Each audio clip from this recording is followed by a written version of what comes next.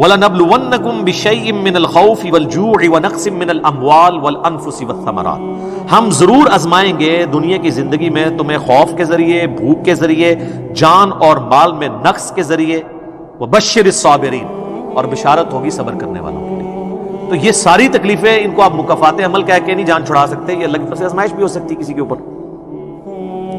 اور صبر کرنے والوں کے لیے بشارت ہے، اور ان کی نشانی کیا ہے؟ الذین اذا اصابتهم مصیبہ، جب کبھی انہیں کوئی مصیبت پہنچتی ہے تو وہ کہتے ہیں قالوا انا للہ وانا الیہ راجعون، بھئی ہم بھی تو اللہ کی طرف سے آئے تھے، ہمیں بھی لوٹ کے اللہ کے پاس جانا ہے، اگر کوئی تکلیف آئی ہے تو یہ بھی چلی جائے گی نا۔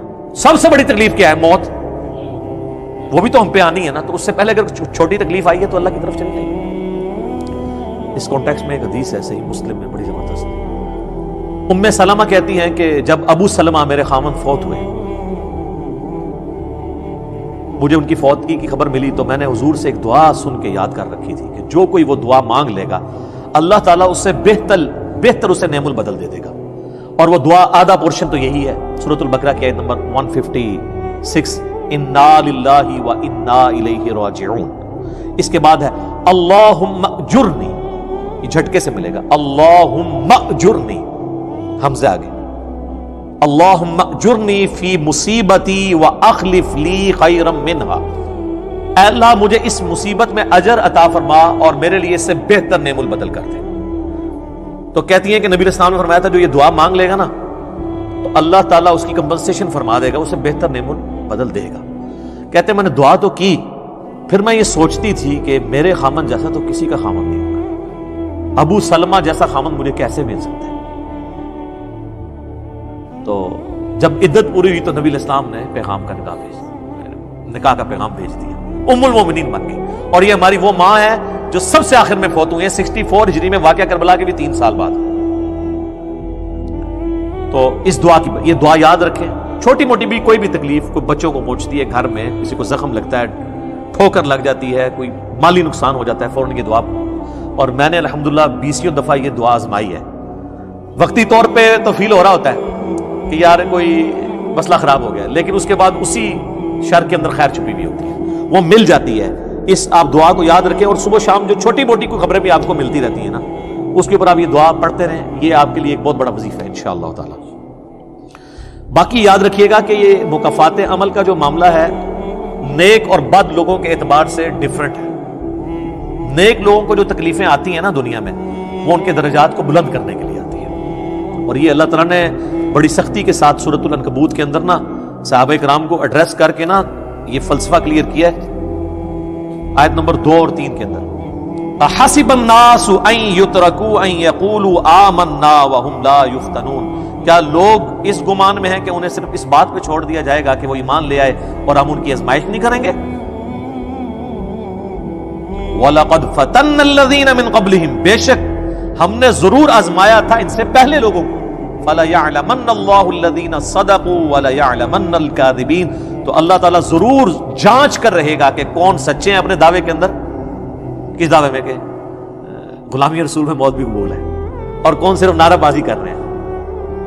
اللہ تعالیٰ ان کو ظاہر کر کے رہے گا، جانچ کے رہے گا۔ تو یہ اللہ تعالیٰ نے اپنا اصول رکھا ہے، یونیورسل ٹروتھ ہے۔ اس کانٹیکسٹ میں صحیح بخاری میں ایک حدیث ہے، صحابہ کرام نے جب کافروں کی تکلیفوں کا ذکر کیا نا حضور سے، تو آپ نے فرمایا صبر کرو، اللہ کی قسم تم سے اگلے لوگوں کو زمین میں گاڑا جاتا تھا، سر کی مانگ پہ آرا رکھا جاتا تھا اور کہا جاتا تھا کہ اسلام چھوڑ دو، اور وہیں ان کے 2 ٹکڑے کر دیے جاتے تھے، وہ اپنے دین پہ قائم رہتے تھے۔ لوہے کی کنگیاں ان کے گوشتوں پہ پھیری جاتی تھی، حتیٰ کہ ہڈی تک پہنچ جاتی تھی، تب بھی وہ اپنے دین پر ثابت قدم رہے۔ تو نبی الاسلام نے اپنے صحابہ کو اگلے لوگوں کی یہ تکلیف گنوائی، تو اب وہ جو اتنی تکلیفیں کاٹتے رہے ہیں وہ کوئی مکافات عمل نہیں ان کے لیے ہوا، آزمائش تو ہوئی ہے نا جی۔ تو نیک اور برے لوگوں کے اعتبار سے ڈیفرنٹ ہے، یہ ذہن میں رکھیے گا۔ بخاری اور مسلم کی متفق علیہ حدیث ہے، نبی علیہ السلام فرمایا مسلمان کو کوئی بھی تکلیف پہنچتی ہے، دکھ درد بیماری، کوئی اندیشہ کہتے ہیں ذہنی ٹینشن کو، صرف کہ یہ نہ ہو جائے، حتیٰ کہ اس کے پاؤں میں کانٹا بھی چبھ جائے، تو اللہ تعالیٰ اس کے بدلے میں اس کے گناہوں کو معاف کر دیتا ہے۔ اور مسلم شریف میں ڈیٹیل ہے کہ جب یہ سورۃ النساء کی آیت نمبر 123 نازل ہوئی نا، کہ چھوٹے سے چھوٹے اعمال کا بدلہ بھی ملے گا، چھوٹی سے چھوٹی نیکی کا بھی، تو صحابہ پریشان ہو گئے، ان کا یا رسول اللہ ہم تو یہ تو سارے پکڑے جائیں گے، کس طریقے سے کوئی بندہ پرفیکٹ ہو سکتا ہے؟ تو حضور نے فرمایا پریشان ہونے کی ضرورت نہیں ہے، مسلمان کو جو دنیا میں تکلیفیں اور بیماریاں آتی ہیں نا، وہ اس کی ان غلطیوں کا کفارہ بن جاتی ہیں۔ حتیٰ کہ جامعہ ترمذی میں ابو داؤد میں ایک حدیث ہے، نبی علیہ السلام نے فرمایا کہ دنیا میں سب سے زیادہ تکلیفیں انبیاء کو آتی ہیں، تو کیا انبیاء پہ مکافات عمل ہو رہا ہوتا ہے؟ نعوذ باللہ۔ اس کے بعد ان پہ آتی ہیں جو ان کے بعد اللہ تعالیٰ کو سب لوگوں سے بڑھ کے محبوب ہوتے ہیں۔ آپ نے صحابہ کا بھی نام نہیں لیا، فرمایا جو بھی، وہ اس زمانے میں بھی ہو سکتا ہے، آج کے زمانے میں بھی۔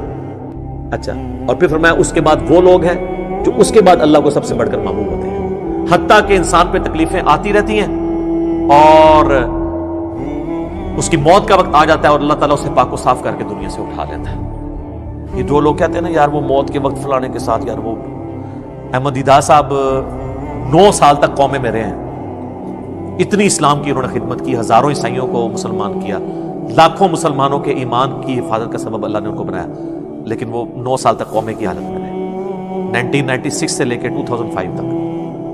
تو کوئی کچھ کہتا تھا جی یہ وہ، جی وہ عیسائی بھی ان کو کہتے تھے دیکھو جی اس کو بدوا لگ گئی اور یہ وہ ہو گیا، گستاخ ہے، یہ ہے۔ تو یہ تو کوئی طریقہ نہیں ہے۔ اس طریقے سے جنید جمشید صاحب جب شہید ہوئے تو آپ دیکھ لیں ان کے مخالفین نے ان کے بارے میں کیا بات کی، اور سر صحابہ کرام کو تو رومن امپائر کی بیٹل فیلڈز کے اندر تیل کے کڑاؤں میں روسٹ کیا گیا، تو آپ کیا کہیں گے نعوذ باللہ ان کے ساتھ یہ کچھ ہو گیا؟ ابو عبیدہ ابن جرح، معاذ ابن جبل، لاڈر ترین صاحب ہیں، طاعون کے مرض میں شہید ہوئے ہیں، اور طاعون میں اتنے بڑے بڑے پھوڑے جسم کے اوپر نکلتے ہیں۔ آپ تو سمجھتے ہیں کہ صحابہ کرام جو ہے وہ بڑے سکون سے بیٹھتے ہوں گے اور پھر کلمہ پڑھتے ہوں گے، ساتھ ہی ایسے روح پرواز کر جاتی ہوگی۔ حضرت حمزہ ابن عبد المطلب کا مسلح ہوا ہے، سید الشہداء ہیں۔ حضرت حسین علیہ السلام کے ساتھ جو کچھ کربلا میں ہوا ہے، تو نیک بندوں اور عام بندوں کے اعتبار سے اس کا حکم ڈیفرنٹ ہے۔ نیک بندوں کے درجات بلند ہوتے ہیں۔ حسین ابن علی سے اتنی بڑی قربانی نے اللہ نے لی کہ قیامت والے دن ان کو جنتی نوجوانوں کا جو سردار ہونا ہے اس کو جسٹیفائی کیا جائے کہ آؤ جی حسین جیسی ہے کسی قربانی، بنا دینا سردار، آ جاؤ لے کے آؤ۔ کوئی کھڑا ہو سکتا ہے؟ ابھی تک 15 سال میں تو نہیں کوئی دعویٰ کرے گا کھڑا ہونے کا۔ تو اللہ تعالیٰ نیکیوں کو جسٹیفائی بھی کرواتا ہے، وہ مکافات عمل نہیں ہو رہا ہوتا۔ نیک لوگوں کے لیے ڈیفرنٹ ہے، ان کے درجات بلند ہوتے ہیں، اور باقی عام لوگوں کے لیے یہ ہے کہ ان کے لیے بھی آپ نہیں کہیں گے کہ ان پہ عذاب ہے، یا اللہ کی طرف پلٹنے کا ذریعہ ہے، یا ان کے گناہوں کا کفارہ ہے۔ یہ آپ نے کسی پہ نہیں کہنا اس کے اوپر لعنت پڑ گئی، اس کے اوپر یہ ہو گیا، اس کے اوپر یہ ہو گیا، یہ آپ کو کسی نے رائٹ نہیں دیا۔ یہ بہت بڑا ظلم ہے۔ ایک طرح کے معاملات ہوئے ہوتے ہیں دونوں کے ساتھ۔ اب آپ دیکھ لیں سنیوں میں سے کوئی جیل میں جاتا ہے تو شیعہ کہتے ہیں دیکھا جی مکافات عمل ہے، شیعہ میں سے کوئی جاتا ہے سنی کہتے ہیں مکافات عمل ہے۔ تو یہ آپ جو مرضی، اور اپنوں کے لیے کہتے ہیں آزمائش ہے۔ تو یہ آج کی ڈیٹ میں آپ نے سب کے لیے آزمائش ہی کہنا ہے، ورنہ یہ مسئلہ بالکل خراب ہو جائے گا۔ اور آپ دیکھ لیں اللہ تعالیٰ کتنا غفور رحیم ہے، پورا مکی قرآن 2/3 قرآن ہے کافروں کے لیے دھمکیوں سے بھرا پڑا ہوا ہے، لیکن جب ان دھمکیوں کی ایگزیکیوشن کی باری آئی ہے سارے مسلمان ہو گئے۔ وہی بات، وَكَتَبَ رَبُّكُمْ عَلَى نَفْسِهِ الرَّحْمَةَ، اللہ نے اپنے اوپر لازم کیا کہ ہر حال میں اس نے رحم ہی کرنا ہے۔ اور بخاری اور مسلم دونوں میں حدیث ہے کہ اللہ نے مخلوقات کی پیدائش سے پہلے عرش پہ اپنے پاس ایک عبارت لکھ لی تھی کہ میری رحمت میرے غضب پہ سبقت لے جائے گی۔ وہ ایسی سبقت لے گئی کہ 2/3 قرآن سائڈ میں رہ گیا، دھمکیوں سے بھرا ہوا۔ فتح مکہ پہ جنہوں نے معافی مانگی طلقاء بنے مسلمان، حتیٰ کہ ہند کی بھی حضور علیہ السلام نے توبہ قبول کر لی، ابو سفیان کی بھی توبہ قبول کر لی۔ یہ بات لا تثریب علیکم اليوم، آج تم پر کوئی گرفت نہیں ہے۔ جو حضرت یوسف نے آیت پڑھی، وہ جو الفاظ ہیں نا قرآن میں سورہ یوسف میں، وہی نبی علیہ السلام نے آیت پڑھ دی۔ تو یہ اللہ تعالیٰ کی رحمت ہے۔ ہم اللہ تعالیٰ سے اللہم انی اسألک من فضلک ورحمتک، آمین۔ بخاری اور مسلم دونوں میں حدیث ہے، نبی صلی اللہ علیہ وآلہ وسلم کے بارے میں انس بن مالک کہتے ہیں کہ نبی علیہ السلام کی اکثر دعا یہی ہوا کرتی تھی، اللہم ربنا آتنا فی الدنیا حسنہ وفی الآخرۃ حسنۃ وقنا عذاب النار، آمین۔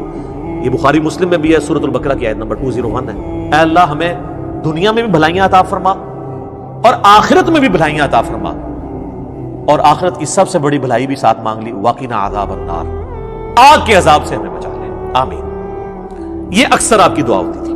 اس کانٹیکٹ میں ایک حدیث ہے بڑی انٹرسٹنگ، صحیح مسلم میں، ایک صحابی بیمار ہوئے حتیٰ کہ بالکل ہڈیوں کا پنجر بن گئے، اور صحابہ کہتے ہیں چڑیا کی طرح ان کی جان ہو گئی۔ نبی علیہ السلام ان کی عیادت کے لیے گئے، آپ نے جب دیکھا آپ میں تو اللہ سے کیا مانگتا ہے؟ چنگا بندہ ٹردا پھرتا بندہ ایڈا منجی دے پہ گیا اور بالکل ڈھانچہ پنجر بن گیا ہڈیوں کا. اس نے کہا یا رسول اللہ میں اللہ تعالیٰ سے یہ دعا کرتا ہوں کہ اے اللہ جو تو نے مجھے آخرت میں عذاب دینا ہے نا دنیا میں ہی دے دے. آخرت کا عذاب تو بہت سخت ہے, تو مجھے دنیا میں ہی وہ عذاب دے دے. نبی علیہ السلام نے سبحان اللہ, کیا تم دنیا میں بھی اللہ کی تکلیف برداشت کر سکتے ہو؟ اوے تجھے تو چاہیے تھا تو کہتا ہے اللہم ربنا آتنا فی الدنیا حسنہ وفی الآخرۃ حسنۃ وقنا عذاب النار. یعنی آپ اللہ تعالیٰ کو معاذ اللہ کو فنیٹک سمجھتے ہیں کہ آپ کہیں گے اس نے عذاب تو ضرور دینا تو مجھے ادھر دے دے. او یار اللہ سے اچھا ہی گمان رکھو. بخاری مسلم دونوں میں حدیث ہے میں اپنے بندے کے گمان کے قریب ہوں جیسا میرے بارے میں گمان رکھے بشرطے کہ کرتوت بھی ٹھیک کرے. تو سر ہم تو یہ کہتے ہیں یا اللہ ہم نہ تیری آزمائش کے قابل ہے نہ تیرے عذاب کے قابل ہے, ہمیں بلا حساب و کتاب ہی جنت میں داخل فرما دے آمین. تو میں اپنے بندے کے گمان کے قریب ہوں. اچھا گمان رکھیں انشاءاللہ تعالی اینڈ رزلٹ بھی اچھا ہوگا. آپ اللہ سے گمان اچھا رکھیں, یہ گمان بہت اہم چیز ہے. اور یہ آپ کا جو کانفیڈنس ہے نا اللہ کے اندر کہ انشاءاللہ اللہ میرے ساتھ خیر کا معاملہ ہی کرے گا. اچھا کئی لوگ ہیں کہتے ہیں منو تو اللہ نے دینے ہی عذاب ہے. استغفر اللہ. آپ چاہے اچھے اعمال کرتے ہیں برے اعمال, تب بھی آپ نے یہ اپنے بارے میں یہ بات نہیں کرنی. یہ تو اور کسی کے بارے میں تو آپ نے سوچنا بھی نہیں سر, وہ تو کہانی ختم. وہ تو صحیح مسلم میں حدیث ہے نا, ایک شخص نے قسم اٹھا کے کہہ دیا تھا کہ اللہ تعالیٰ اس کو کبھی معاف نہیں کرے گا. وہ بڑا گنہگار شخص تھا, اللہ کی بارگاہ میں پہنچے, اللہ نے فرمایا تو نے میرے بھی آپ پہ کیسے قسم کھا دی, جا میں نے اس کو معاف کیا تجھے دوزخ میں پھینکا. لا يسأل عما يفعل وهم يسألون, سورۃ الانبیاء کی آیت ہے. اللہ کو کوئی نہیں پوچھ سکتا اس نے یہ کیوں کیا, وہ سب کو پوچھ سکتا ہے کہ انہوں نے یہ کیوں کیا.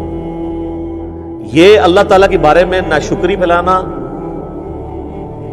سورہ الزمر میں ہے لا تقنطوا من رحمت اللہ, اللہ تعالیٰ کے بارے میں مایوسی عوام کے اندر پھیلانا. لیکن اس کا دوسرا پہلو بھی غلط ہے کہ آپ رحمت کی آیتیں پڑھ کے تو لوگوں کے کام چوک کے رکھو, وہ بھی دوسری ایکسٹریم ہے, وہ بھی نہیں ہونی چاہیے. ہاں اعمال پورے کرنے ہیں اور پھر اللہ سے امید بھی رکھنی ہے. جو سیدنا ابوبکر نے حضرت عمر کو وصیت کرتے ہوئے کیا کہا تھا, کیا عمر جب تو جنتیوں کی طرف دیکھے نا تو دعا کرنا کہ میں بھی ان میں شامل ہو جاؤں, اور جب بھی تو جہنمیوں کا ذکر لائے تو اللہ صلی اللہ سے پناہ مانگنا کہ کہیں میں ان میں شامل نہ ہوں. انہوں نے آگے سے کہا کہ میں عشرہ مبشر ہوں. ٹھیک ہے, یہ معاملہ بہت سینسٹیو ہے. جن کو اللہ کا تعارف ہے نا تو وہ ان کی زندگی بڑے ڈر ڈر کے گزرتی ہے. تو یہ حدیث میں نے اس لیے بتا دی. ایک اور ذریعہ ہے ان آزمائشوں سے نکلنے کا. صحیح بخاری اور مسلم دونوں میں حدیث ہے جس کی یہ خواہش ہے کہ اللہ اس کی عمر دراز کر دے اور اس کے رزق میں کشادگی دے دے. رزق میں دنیا کی ہر نعمت شامل ہے. ہم تو دولت ہی سمجھتے ہیں نا, اچھی صحت بھی رزق ہے, اچھی اولاد بھی رزق ہے, اچھی صحت بھی رزق ہے, مال کی فراوانی بشرطے کہ وہ فطرے میں نہ ڈال دے وہ بھی رزق ہے. ہر چیز دنیا میں جتنی بھی اہمیت ہے کی چیزیں جو ہم سمجھتے ہیں. تو بخاری اور مسلم دونوں میں الفاظ ہیں جس کی یہ خواہش ہے اس کی عمر دراز ہو جائے اور اس کے رزق میں کشادگی ہو تو اپنے رشتہ داروں کے ساتھ حسن سلوک کرے. یہ ہے جناب وہ کام کرنے کا. حسن سلوک خالی ان کو تسلی نہیں دینا.